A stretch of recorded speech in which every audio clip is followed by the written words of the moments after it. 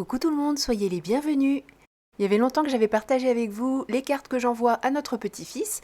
Je me rattrape aujourd'hui avec cette carte que j'ai réalisée à l'occasion des fêtes de Pâques. Je ne lui ai pas encore envoyée, bien sûr, j'attends un petit peu, mais je voulais vraiment la partager avec vous.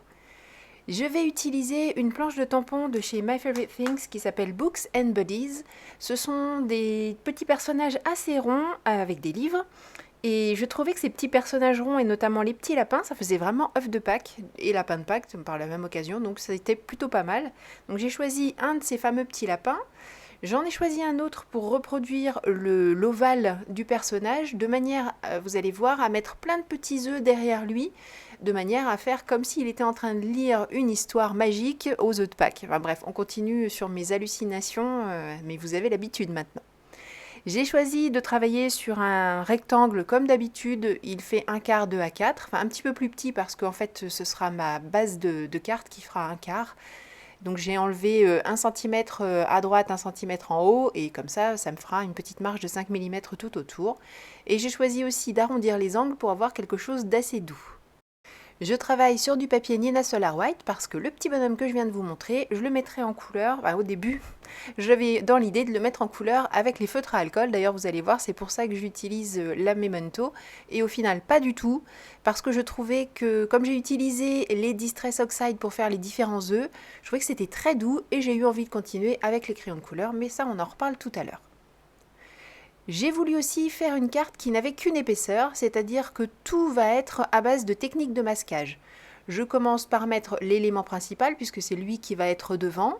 Je le tamponne au milieu de ma page pour ce qui est de la droite et de la gauche. Par contre, je le mets plutôt vers le bas, parce que vous allez voir, je vais faire un ciel. Et surtout, j'ai prévu de mettre le joyeuse Pâques, que l'on verra également tout à l'heure. Je profite de l'encre restante sur mon tampon, je ne réencre pas, ça va être bien suffisant pour créer le masque correspondant. Et comme d'habitude, j'utilise mon adhésif doux. Et avant que vous me posiez la question, parce que j'ai la question à chaque fois que je l'utilise, je vous mets sous la vidéo le lien vers l'article de blog qui s'appelle tout le matériel que j'utilise à chaque création ou presque, enfin, je sais plus, au quotidien. Voilà, au quotidien ou presque. Voilà, il était là le ou presque. Comme ça, vous allez retrouver tous les éléments que j'utilise assez couramment et notamment ce papier doux. De mémoire, dans la section papier, ça doit être la dernière ligne. Je crois que c'est ça. En tout cas, vous avez de toute façon tout le matériel que j'aime utiliser régulièrement. Voilà, c'est bien le mot que je voulais utiliser. Pour les personnes qui débutent, un petit rappel, ce papier va me servir à masquer, c'est pour ça qu'on l'appelle le papier de masquage, le personnage que je viens de tamponner. De cette manière, je vais pouvoir faire plein de choses sur le fond tout autour de lui, sans que lui ne soit endommagé, sans que je vienne mettre de la couleur là où je n'en voulais pas, bref. Et ça aurait aussi été utile si j'avais voulu, par exemple, tamponner des choses qui devaient paraître derrière lui. En l'occurrence, je ne tamponne pas puisque je vais juste utiliser la forme d'œuf, comme je vous le disais, que j'ai reproduite en utilisant ce petit bonhomme. J'ai pris un ancien emballage que j'ai évidé et maintenant je vais créer différents masques et pochoirs. Le pochoir avec la forme creuse pour pouvoir mettre la couleur, mais les masques aussi pour pouvoir après protéger les œufs que j'aurais déjà mis en couleur pour pouvoir continuer. Enfin bref, vous allez voir ça. Pour l'instant, je m'amuse à dessiner ma petite pile d'œufs, tous les petits œufs gentiment assis, entre guillemets, derrière lui à écouter l'histoire. Pendant que j'y suis, je crée un autre masque. Ce sera celui qui va reprendre toute la bande du haut en fait. Comme ça me permettra de protéger tous mes œufs et de créer le ciel à l'arrière. Et pour ça, je me mets tout simplement à ma fenêtre et je reproduis la petite forme ondulée que je découpe ensuite avec mes ciseaux. Comme je vous le disais, je crée également tous les masques et pochoirs dont j'ai besoin pour faire toute la mise en couleur des petits œufs qui sont derrière. J'utilise toujours la même forme, logique, puisque tous ces œufs auront cette forme.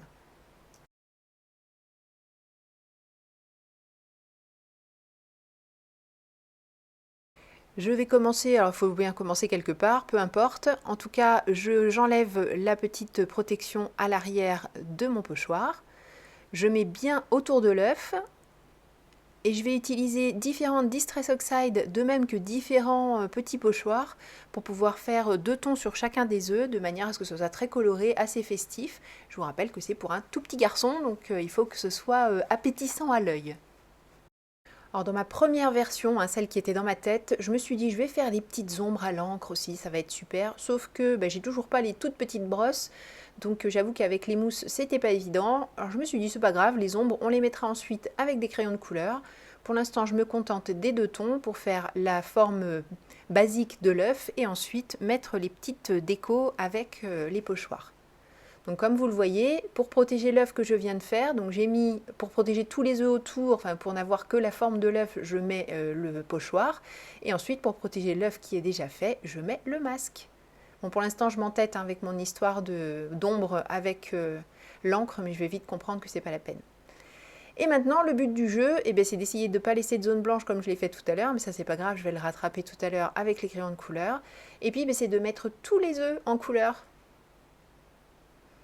Donc il y a un petit peu de boulot quand même, et puis il faut faire attention aussi à ne pas répéter trop souvent deux couleurs côte à côte, à faire attention de varier aussi les différents motifs, et à ne pas oublier de protéger, il ne faut oublier aucun œuf quand on protège, parce que vous voyez là ça a beau être des tout petits morceaux, si j'avais laissé la couleur prendre, ça aurait abîmé ceux que j'avais déjà fait, ça aurait quand même été dommage. Et il faut faire attention aussi de ne pas dépasser au-dessus, puisqu'ensuite, comme je l'ai dit, on va faire une partie ciel. Bref, un petit peu de travail, mais franchement, le résultat en vaut la chandelle. Tout ça avec un petit peu de papier autocollant, ce serait dommage de s'en priver.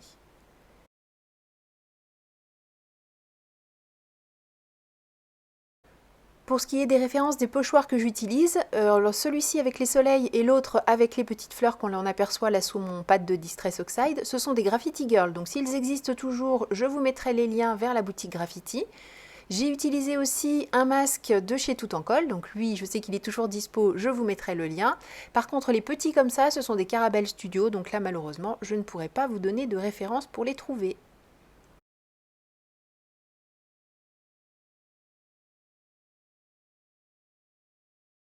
J'aime vraiment beaucoup cette technique, je trouve que c'est très joli. J'avoue que mon pochoir n'était pas complètement ovale régulier, ce qui fait qu'il y a des petites zones de blanc qui restent en fonction du sens dans lequel je mets et les pochoirs et les masques. Mais bon, c'est pas grave, comme je vous le disais, on va régler tout ça tout à l'heure avec les crayons de couleur. Et aussi, j'avais pensé au début mettre le cercle noir tout autour, enfin le contour noir, refaire un petit passage avec un feutre. Et je me suis dit qu'en fait, c'était plutôt sympa de les laisser comme ça, bruts, et qu'il n'y avait que le lapin avec son petit tour noir. Je trouvais que c'était plutôt pas mal. Pour faire le ciel, eh bien, je mets le petit truc qu'on a découpé tout à l'heure. Ce serait dommage de l'avoir fait et de ne pas s'en servir. Et je vais utiliser un masque tout en colle qui a une forme de nuage tout le tour en fait, ce qui nous permet en le tournant alors sur ses quatre côtés, parce qu'on peut plus ou moins imaginer un rectangle avec les quatre côtés utilisables, mais aussi en le retournant pile et face, de manière à avoir des petites formes de nuages différentes. Et pour donner un effet rayon, vous voyez, j'ai bien utilisé la mousse, mais j'ai fait des petits mouvements rectilignes vers le haut. Et comme ça, on a une espèce d'effet de rayonnement. Et je trouvais que pour le ciel, c'était plutôt intéressant comme effet. Même chose pour le bas, j'ai protégé les petits œufs. J'utilise de la distress verte et toujours de chez Tout en Colle, ce masque qui permet de faire un effet herbe. Alors je ne l'ai pas très bien utilisé, j'avoue, mais bon, ça va, le résultat me convient. Et puis de toute façon, comme tout à l'heure, je vais revenir avec les crayons de couleur. Donc on comprend que c'est de l'herbe, le résultat est atteint. Non pas comme la tarte, je vous ai entendu. Hein. Et maintenant, un des moments que l'on préfère quand on utilise ce style de technique, même si là on a eu la révélation pour les œufs au fur et à mesure, c'est enlever tous les petits masques pour découvrir ce que l'on vient de créer. Et à partir de maintenant, il faut faire toutes les finitions. On voit qu'il y a pas mal de petites zones blanches, qu'il y a des petites choses à régler. Et puis de toute façon, je vais ajouter des zones de lumière, des zones d'ombre. Et pour ça, comme je le disais, je vais utiliser les crayons de couleur. Alors pour une fois, ce ne sont pas mes polychromos. Alors je vous rassure, je ne les ai pas abandonnés, je ne les abandonne pas du tout. Mais j'avais envie de découvrir une autre marque, donc j'ai acheté quelques luminances, ce sont des Caran d'Ache. Je les ai achetés à l'unité chez Tout en Colle, parce que j'avais envie de couleurs que je n'ai pas chez les polychromos, parce qu'elles n'existent pas tout simplement. Donc ça me permet de compléter un petit peu la gamme et de découvrir d'autres crayons de couleur. Alors ça m'a pas du tout fait oublier mes polychromos, mais je les aime bien ces luminances, et surtout la petite gamme que j'ai choisie, ils vont tous bien ensemble, et je pense que je ferai une petite créa incessamment sous peu, juste avec ces 10 couleurs, je crois que j'en ai acheté 10. 10 ou 12, je sais plus, enfin bref. J'en ai acheté vraiment très peu, juste pour découvrir et comme je vous le disais, avoir des coloris que je n'ai pas dans mes polychromos. Je fais mes petites ombres, j'ai choisi bien sûr des couleurs qui se rapprochaient de celles déjà présentes sur les œufs. Et puis petit à petit, je fais donc les ombres côté gauche puisque j'ai imaginé que le soleil venait de en haut à droite. Et puis des petits points un peu plus lumineux avec des couleurs toujours assorties bien sûr aux petits œufs. Maintenant que tout le fond est fait, il ne reste plus que le lapin à mettre en couleur. Là, j'ai utilisé uniquement mes luminances. J'ai pas du tout utilisé d'encre distress. J'aurais tout à fait pu faire des sortes de masques et caches pour chacune des parties. Mais bon, je pense que j'avais déjà passé suffisamment de temps sur la mise en couleur des petits œufs pour me contenter d'une mise en couleur crayon de couleur sur le petit lapin. Pour le lapin lui-même, j'avais hésité à le laisser en blanc, mais je trouvais que finalement c'était un peu bizarre. Et comme tout autour c'est très coloré, j'ai pas non plus voulu le faire gris. Donc je suis restée dans des couleurs, des tons un petit peu de beige un peu chaud. Donc je trouvais que c'était le plus approprié. J'ai hésité aussi à le faire couleur chocolat, mais là pour le coup il aurait été trop marron foncé et il serait pas assez bien ressorti de tous les petits œufs derrière.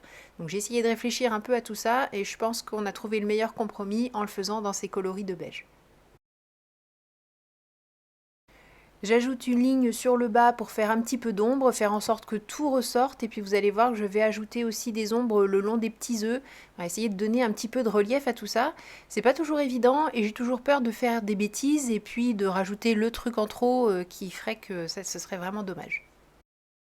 J'ai eu la surprise en ouvrant ma boîte aux lettres cette semaine de trouver un joli paquet cadeau, enfin c'est pas cette semaine, c'est la semaine dernière d'ailleurs, enfin peu importe, dans lequel il y avait notamment des matrices de coupe de chez 4 en scrap et une sur le thème de Pâques. Donc là dans cette création vous ne verrez que la mention Joyeuse Pâques, mais qui est déjà très jolie, que j'ai faite sur le même principe que pour les petits œufs, c'est-à-dire que j'ai fait un fond coloré et j'ai mis ensuite des motifs avec les pochoirs. Comme ça, tout est raccord par rapport aux œufs.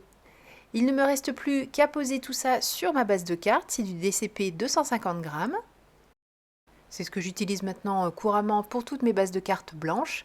Je n'oublie pas bien sûr de faire en sorte que les tranches, enfin le blanc, le cadre qui reste, soit le même partout. Et puis d'arrondir les angles parce que je trouvais que ça faisait une jolie petite carte tout en douceur. Je trouve qu'il manque quand même un peu de luminosité, donc avec mon petit stylo gel blanc, j'ajoute quelques petits points de lumière sur les œufs, en haut à droite, puisque j'ai dit pour moi le soleil vient, tape du haut à droite vers les petits œufs. Et c'est la touche finale à cette réalisation. Merci beaucoup d'avoir suivi cette vidéo. Je vous donne rendez-vous, comme toujours, je l'espère, la semaine prochaine. C'est vraiment mon souhait le plus cher. D'ici là, prenez bien soin de vous, créez et partagez autour de vous. Et merci beaucoup pour tous vos retours, c'est adorable. Je vous fais des gros bisous. Bye bye!